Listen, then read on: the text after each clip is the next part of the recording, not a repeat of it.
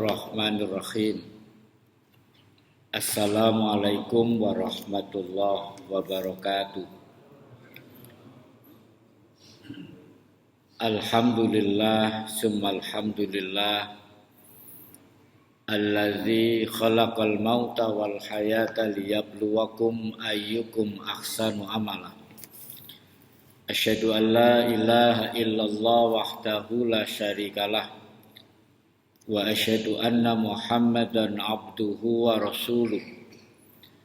Allahumma salli ala Muhammad wa ala alihi wa sahbihi wa sallim ajma'in, amma ba'du.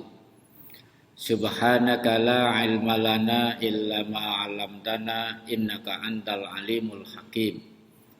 Allahumma inna nas'alukal huda wat tuqa wal afafa wal ghina.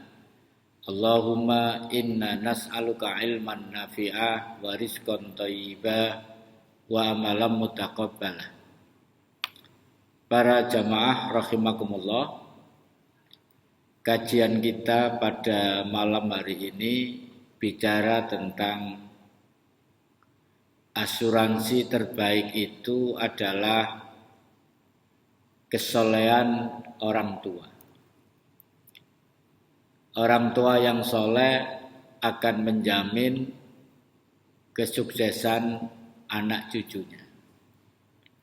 Saya ingin mengawali dari kisah tentang dua orang khalifah pada masa Bani Umayyah yang berurutan. Yang pertama Umar bin Abdul Aziz, yang kedua Hisham bin Abdul Malik. Kedua-duanya ini para jamaah rahimakumullah punya anak 11. Kemudian dua-duanya memberikan warisan.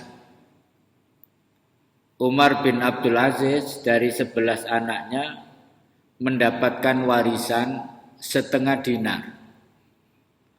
Kurs rupiah kira-kira 1 juta. Kemudian Hisham bin Abdul Malik, masing-masing anak mendapatkan warisan 1 juta dinar. Kurs rupiah sekitar 2 triliun. Jadi yang 1 juta warisannya, Hisham bin Abdul Malik per anak kali 11 berapa itu? 2 triliun per anak. Kemudian sejarah berikutnya, anak-anak Umar bin Abdul Aziz ini semua sukses dengan warisan itu. Jadi orang hebat, berilmu, alim, kaya. Bahkan salah seorang anaknya itu pernah menyumbang 100.000 kuda untuk akomodasi perang di masanya. Sementara anaknya Hisham bin Abdul Malik hampir semua jadi pengemis. Di jalan-jalan, di pasar-pasar, bahkan ada yang jadi pencuri, dikejar dari satu negeri ke negeri yang lain. Pertanyaannya, apa yang membedakan anak Umar bin Abdul Aziz dan Hisham bin Abdul Malik? Ini perbedaan kualitas orang tuanya. Jadi kalau kita membaca lembaran sejarah, Umar bin Abdul Aziz itu diangkat menjadi khalifah ketika negara dalam kondisi terpuruk, kemiskinan yang menganga, ada nepotisme, kondisi negeri korup. Kemudian dia diangkat menjadi khalifah dalam kondisi seperti itu, yang umur kekuasaannya hanya 29 bulan. Jadi kurang dari 3 tahun. Karena dia berilmu, orang alim, ketika menjadi khalifah justru bertambah miskin. Maka dalam waktu kurang dari 3 tahun itu bisa merubah masyarakat yang tadinya menjadi mustahik zakat semua bisa menjadi muzaki. Secara ekonomi sukses. Kemudian praktek-praktek nepotismenya semua dihapus sehingga lingkaran keluarganya tidak banyak yang mendapatkan kue kekuasaan. Maka ada yang hasut kemudian setiap malam menyelinap ke dapur penguasa itu, kemudian memberikan racun pada air minum Umar bin Abdul Aziz sehingga sakit secara permanen sampai meninggal dunia karena tiap hari diracun. Tapi walaupun sakit seperti itu mampu mengemban amanah yang luar biasa karena keimanannya. Ini profil orang tua yang sukses, yang hebat, yang soleh, menggaransi atau istilah saya mengansurasi anaknya menjadi anak-anak yang luar biasa. Hisam bin Abdul Malik gimana profilnya? Ini penguasa yang glamor. Hobinya makan, kuliner. Himmatuhum butunuhum. Semangat hidupnya perut. Dalam literatur yang saya baca, sampai ada kisah dia kalau makan itik itu sampai 5 ekor. Itik itu bebek itu loh Pak. Ada yang bisa menghabiskan 1 ekor Pak, jenengan? Nggak ada ya, ini 5 ekor. Kemudian pakaiannya gemerlap. Sampai ketika naik haji, pakaiannya itu diangkat 7 ekor onta. Saking banyaknya pakaian gemerlapnya itu. Hidupnya penuh dengan kemewahan. Dan dia juga menumpuk kekayaan. Sehingga mampu memberikan warisan kepada masing-masing anaknya 2 T. Itu luar biasa. Tapi akhirnya tidak satu pun anaknya yang memberi manfaat kepada masyarakat. Nah, ini saya ceritakan di awal untuk melegitimasi bahwa orang tua yang baik itu akan memberikan asuransi yang baik kepada anak cucunya. Sebaliknya orang tua yang tidak baik juga memberikan asuransi yang tidak baik kepada anak cucunya. Artinya kalau ada anak yang tidak baik di kemudian hari, itu yang pertama kali muhasabah adalah kedua orang tuanya sebetulnya. Karena kan Nabi itu menggaransi sebetulnya, kullu mauludin yuladu alal fitrah. Setiap bayi yang lahir maka dia lahir dalam kondisi bersih suci. Fa'abawahu, maka kedua orang tuanya lah yang menjadikan yuhawwidanihi au yumajjisanihi au yunassiranihi, yang menjadikan dia Yahudi, Majusi atau Nasrani. Nah, ini menunjukkan peran orang tua yang luar biasa. Nah, para jamaah sekalian rahimakumullah, kemudian kisah yang kedua, kalau boleh mengucapkan dalil saya, itu berkaitan dengan asuransi terbaik itu dikisahkan dalam Al-Quran, surat Al-Kahfi yang sering kita baca itu, sampai ketika bicara tentang Nabi Musa dan Nabi Khidir, tentang membangun rumah yang roboh. Itu ada pada ayat 82. Itu kan kisah tentang pembelajaran Nabi Khidir kepada Nabi Musa alaihissalam. Dan 3 episode itu sebetulnya kalau diberi makna normatif, tidak mengambil hikmah yang mendalam dari kisah itu, artinya Nabi Musa ini gagal. Tapi para mufassir ada yang mengatakan justru itu ada pelajaran di situ. Yang pertama pelajaran melubangi perahu. Nabi Musa disuruh diam sebetulnya, nggak kuat melihat orang miskin kok perahunya dilubangi. Kemudian dijelaskan. Yang kedua ada anak kecil dipukul kemudian mati. Nabi Musa juga tidak sabar protes. Nah yang ketiga ini kisahnya berkaitan dengan tema kita malam hari ini. Ketika Nabi Musa dan Nabi Khidir memasuki sebuah kawasan, komunitas masyarakat tertentu tidak mendapatkan penghormatan sebagaimana mestinya. Atau ada yang mengatakan tidak dijamu. Masyarakat a priori terhadap Nabi Khidir dan Nabi Musa alaihissalam. Tetapi anehnya dalam kondisi masyarakat yang buruk itu, ada rumah yang roboh malah dibangun kembali oleh Khidir dan mengajak kepada Nabi Musa. Lagi-lagi Nabi Musa juga gagal untuk sabar, akhirnya protes. Maka inilah perpisahan antara Nabiullah Musa alaihissalam dengan Nabi Khidir. Nah, kisahnya itu berkaitan dengan asuransi orang tua ini.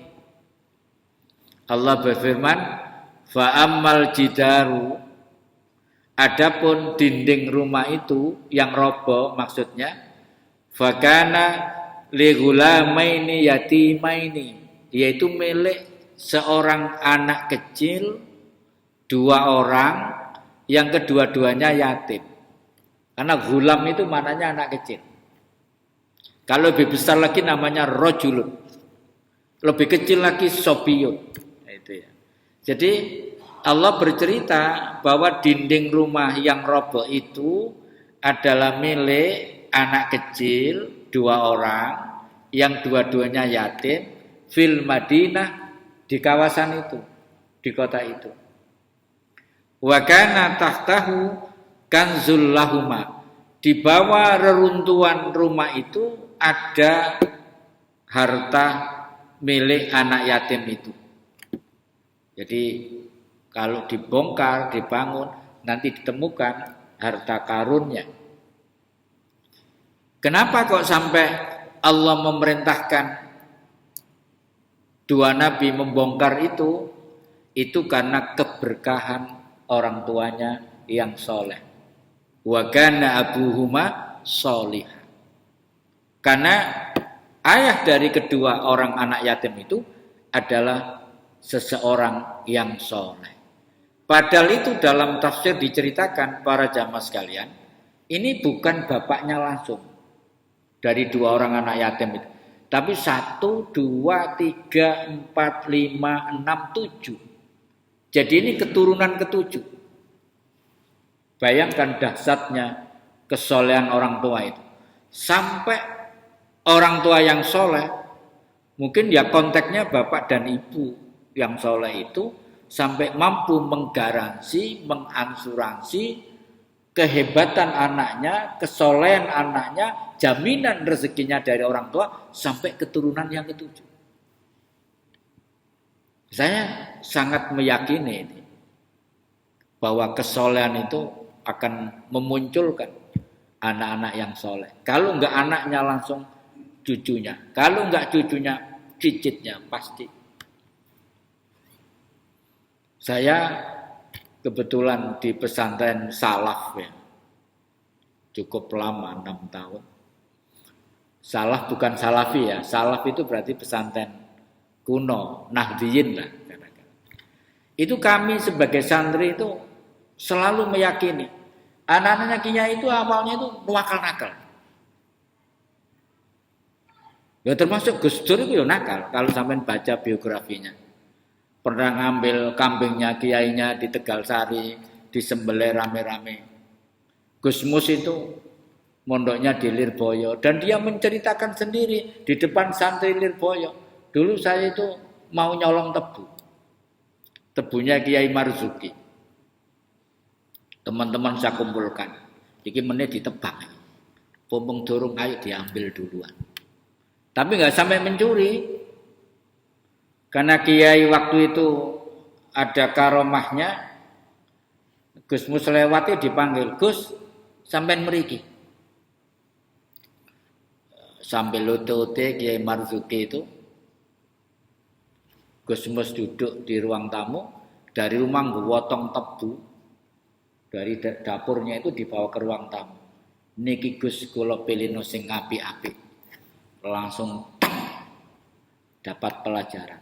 Saya ingin bercerita bahwa ketika masih muda itu anak-anak orang soleh itu memang banyak yang bules-bules gitu ya. Tapi kami meyakini umur sekian itu kembali soleh, kembali berilmu, kembali. Gus Kausar yang viral itu di media sosial dari Pondok Pelosok Kediri itu ya nawakal, gak iso-iso ngaji itu sampai gurunya putus asa. Nah itu saya ingin mengatakan bahwa kesolehan orang tua itu menjamin anak-anaknya itu menjadi anak yang soleh juga, yang baik juga di kemudian hari. Walaupun awalnya agak bulet-bulet titik, makanya nek ono anak ustaz kok nuwakal-nakal jarno seae iku dungane durung masuk mungkin gitu ya. Anak saya ya nakal lah sini. Mondok di Gontol, Ponorogo, pindah Banyuwangi, pindah Madura, pegel mikir. Ya alhamdulillah lulus ya. Pikir aku gak sok lulus hari ini, tapi ya lulus akhirnya. Sekarang masuk kuliah, rotok meneng gitu. Sebelumnya itu membuat, jadi di pondok itu keluar 5 orang tengah malam dari Madura, nonton bola ke Gelora Bung Tomo, karena nggak punya uang, dobrak pintu Gelora Bung Tomo itu sama bonek-bonek gitu. Begitu balik ke pondok ketangkep. Saya dipanggil. Ini suruh milih, nggak naik apa keluar dari pondok. Saya menangis di hadapan kiai. Ya Allah, saya belum pernah menangis gelung-gelung. Ya baru itu. Anak laki satu-satunya harapan saya bisa meneruskan perjuangan saya ini, malah pelanggarannya luar biasa. Akhirnya yang 4 semua keluar, nggak balik ke pondok. Saya agak marah wong namanya pelanggaran. Kamu mondok sak karepmu, mulai sak karepmu, gak mondok sak karepmu, nyambut gawe sak karepmu, ngernet sak karepmu, terserah. Kamu sudah balik. Dia duduk bersimpu. Akhirnya dia memilih kembali ke pondok. Risikonya tidak naik 1 tahun. Ketika dia kembali itu malunya nggak habis-habis. Bagaimana dia harus kumpul sama adik kelasnya. Kemudian ketemu temannya yang sekelas dulu tidak boleh sama ustadznya. Harus di tempat adik kelasnya. Rasanya hatiku. Baru dapat pelajaran. Tapi aku biar tahu gak munggah ya. Niru bapak ya. Saya itu bapak saya meninggal, saya putus asa nggak sekolah, terus nggak naik tapi balik lagi juga. Ya nurun ternyata orang itu, gak naik kemudian. Baik, itu saya pikir artinya mendidik anak itu memang tidak gampang, begitu para jamaah sekalian. Maka kita ini harus punya kekuatan.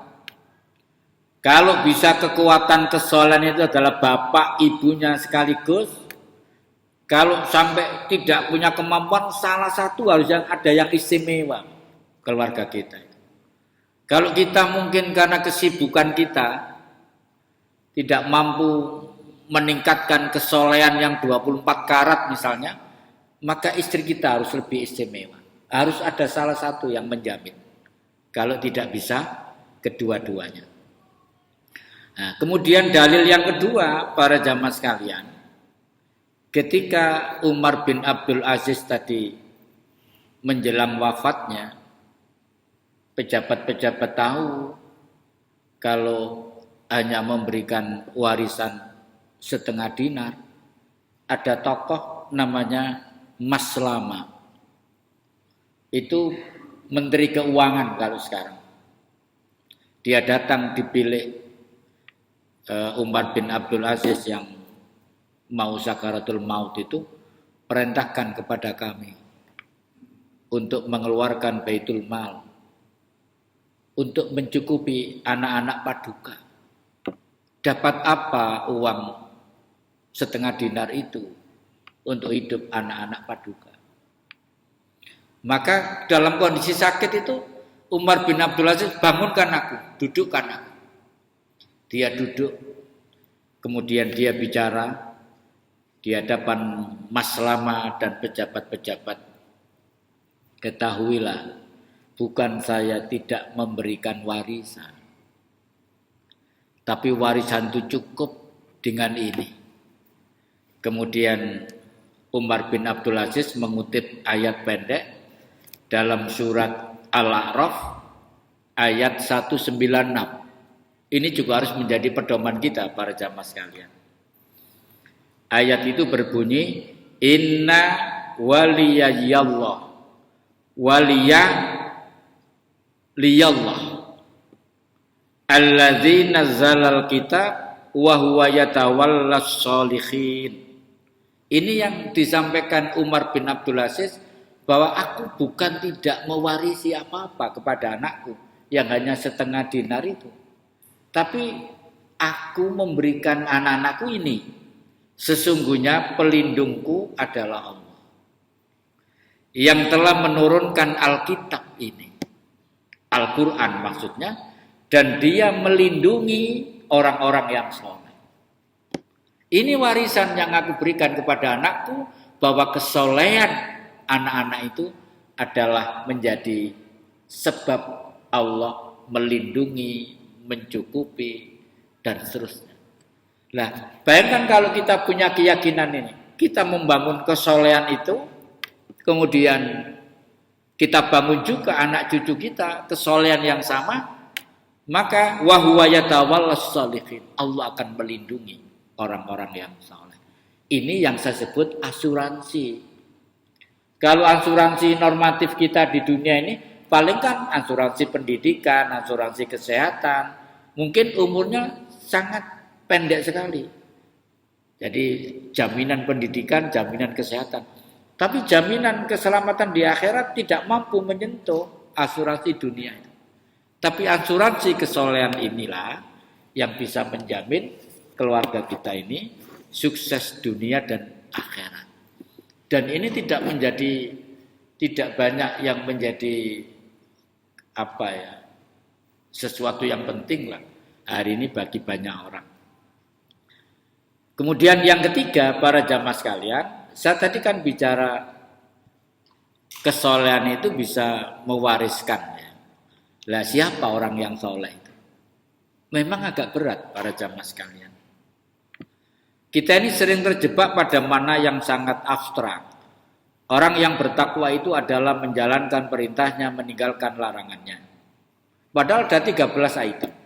Orang yang soleh itu adalah orang yang baik lah. Ya baik yang bagaimana? Di dalam Al-Quran surat Ali Imran, tepatnya surat ketiga ya, ayat 113 sampai 114 itu membahas tentang 6 ciri orang yang soleh. Jadi kalau kita ingin menggaransi asuransi tadi, kita harus punya 6 amalan ini yang mungkin tidak bisa ditawar. Ini mau saya bacakan. Akhir ayat 114 itu berbunyi, wa ulaika minas sholihin. Mereka itulah orang-orang yang soleh. Siapa mereka itu? 1, mulai ayat 113. 1, ummatun qaimatun, yaitu umat yang lurus, benar, jujur. Jadi pertama. Jadi orang yang soleh itu ciri pertama orang yang jujur. Dasar ini. Orang tua yang jujur itu pasti melahirkan anak yang baik. Saya itu punya tetangga, Pak. Anaknya itu profesor termuda di UNESA. Orang kampung. Bapaknya itu pekerjaannya nyingkal, kebo, garu. Paham Pak jenengan? Ini orang pernah di desa. Kebunnya 2. pagi mesti memandikan kerbaunya. Nanti ke sawah. Belum ada mesin singkal mesin itu. Dia diburu pindah-pindah. Anak-anaknya hebat-hebat. Anak yang terakhir itu profesor termuda, masih anak saya. Orang kampung, satu-satunya profesor dan profesor termuda. Tapi saya memang melihat orang tuanya luar biasa. Petani, jujur, gak neko-neko. Nah itu. Jadi ummatun qaimatun. Maka orang yang mengotori dirinya dengan perilaku-perilaku buruk itu sama dengan mewariskan, memberikan asuransi yang buruk juga. Yang kedua, yatluna ayatillahi anal-laili. Orang soleh itu yang kedua adalah orang yang tilawah Al-Quran di waktu malam. Membaca Al-Quran. Tilawah itu sebenarnya syarat dengan pemahaman maknanya. Kalau hanya membaca namanya ada qiraah, ada tilawah, ada tadabbur. Tabarakalladzi biyadihil mulku wa huwa ala kulli syai'in qadir. Sudah, itu qiraah.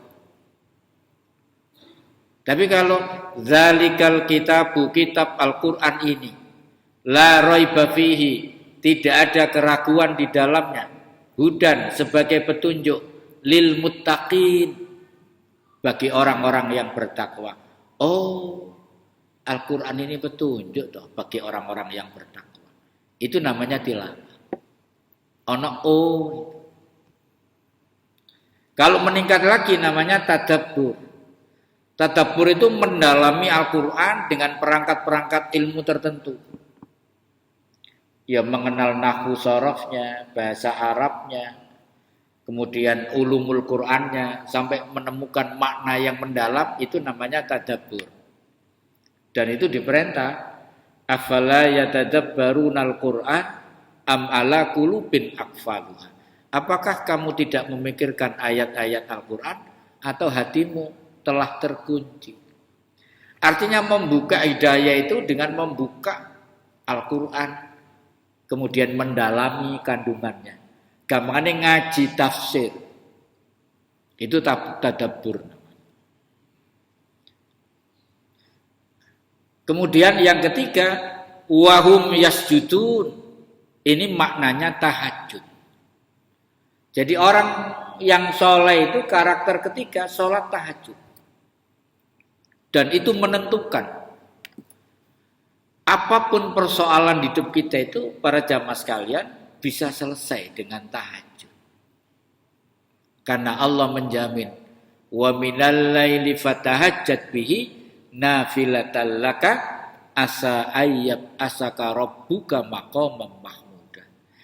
Dan dari sepertiga malam maka bangunlah untuk sholat tahajud. Mudah-mudahan asa itu kalau Allah yang mengucapkan maknanya kepastian. Kalau hamba yang mengucapkan mudah-mudahan. Jadi Allah akan memastikan mengangkat derajat orang yang tahajud itu pada derajat yang mahmudah. Derajat yang mulia terpuji. Kebetulan istri saya itu namanya Mahmudah. Aku nek ngimami berdua kadang tak sebut aja. Maqamam Mahmudah. Jadi seneng deh. Jadi tahajud. Bapak ibunya tahajud, itu tadi saya tanya yang ibunya profesor termuda, Bu, mbok yo dikandani rahasia ya anak nganut-nganut sukses profesor lagi, napa Bu rahasia?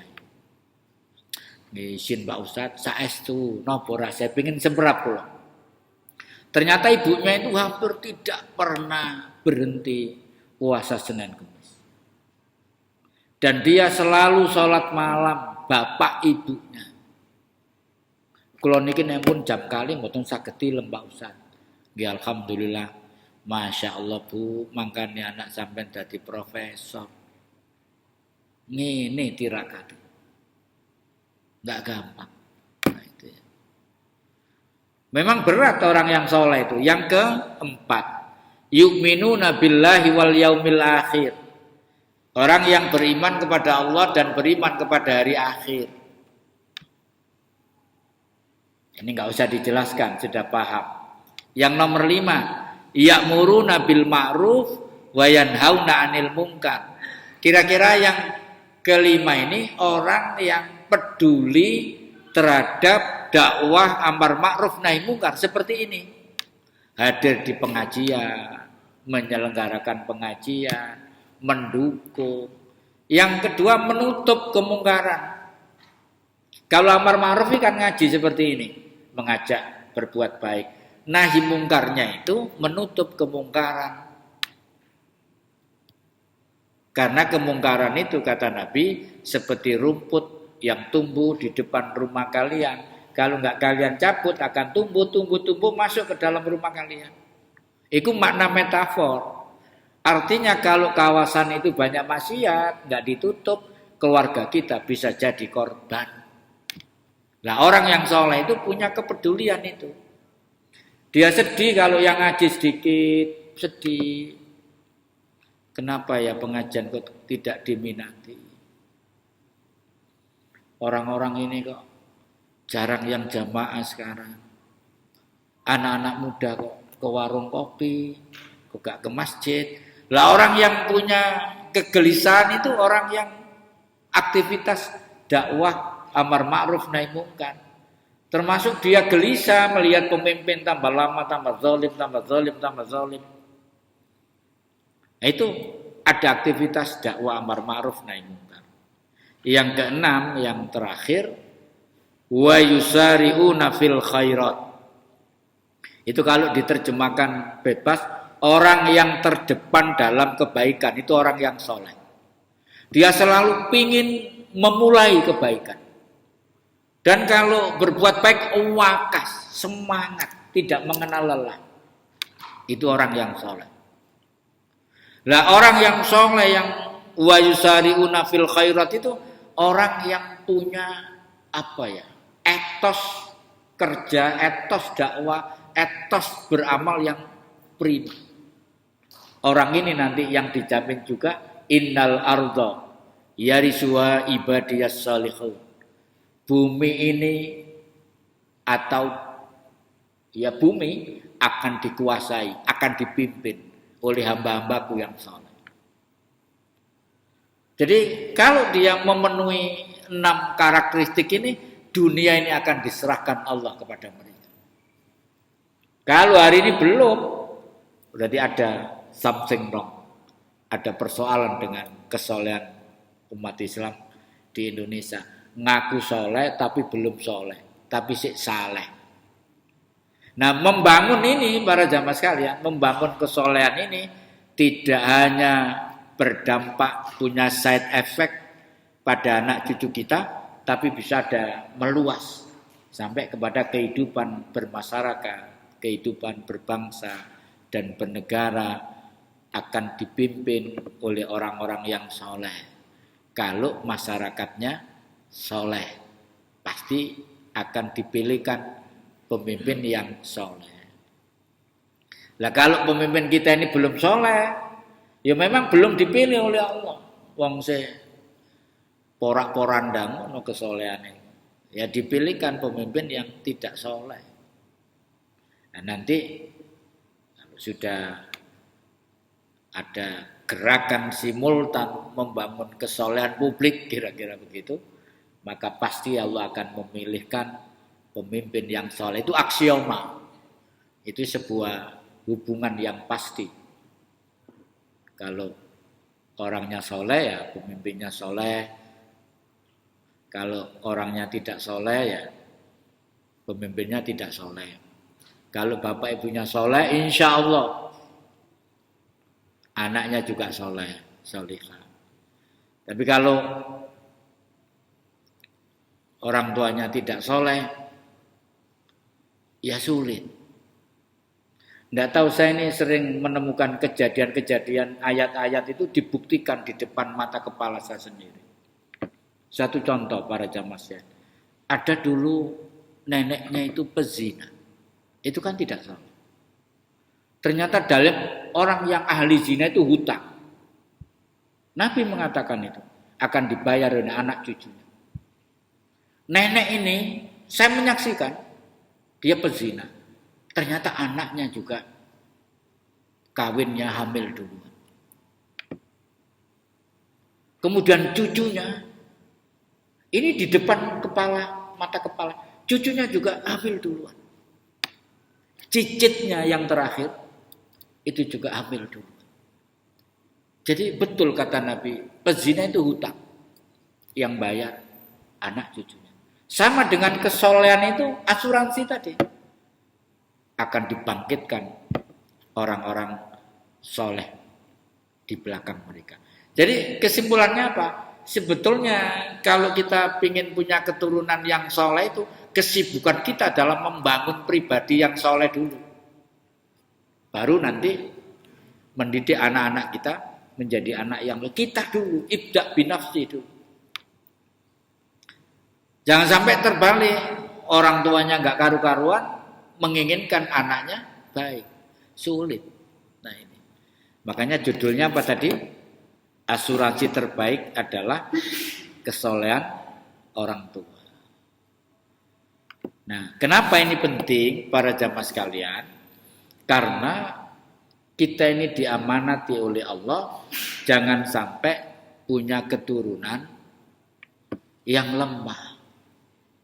Itu terdapat dalam surat An-Nisa ayat 9. Wal yakhshal ladzina law taraku min khalfihim dzurriyyatan di'afa khafu 'alaihim falyattaqullah wal yaqulu qaulan sadida.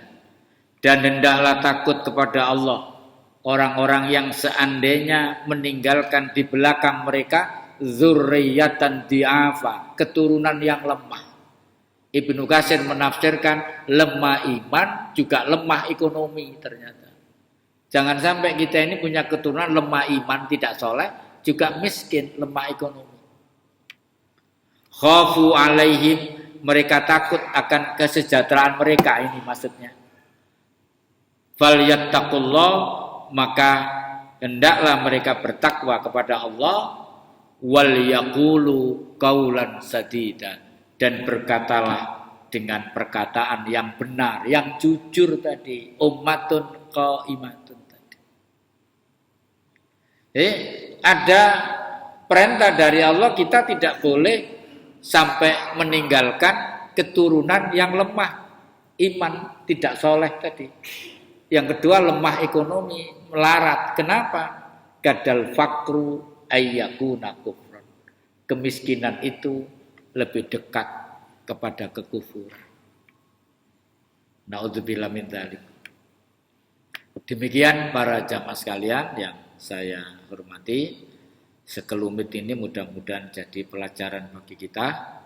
Mari kita bangun keluarga kita menjadi keluarga yang berbasis soleh dan solihah, karena itu yang bisa mengumpulkan kita nanti di akhirat bersama-sama. Alangkah indahnya kita disambut, salamun alaikum bima sabartum fa ni'ma uqbad. Itu sambutan malaikat. Selamat bagi kamu. Ini berkat kesabaran kamu, dan inilah tempat yang paling indah. Nikmatilah jannatu adnin, yaitu surga Aden. Akhirul kalam, billahi taufik wal hidayah. Wassalamualaikum warahmatullahi wabarakatuh.